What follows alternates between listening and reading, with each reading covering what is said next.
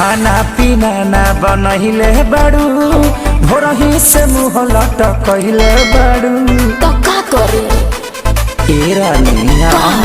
खाना पीना ना बनहिले बाड़ू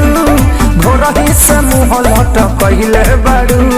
काहे बेचैनी में बाड़ू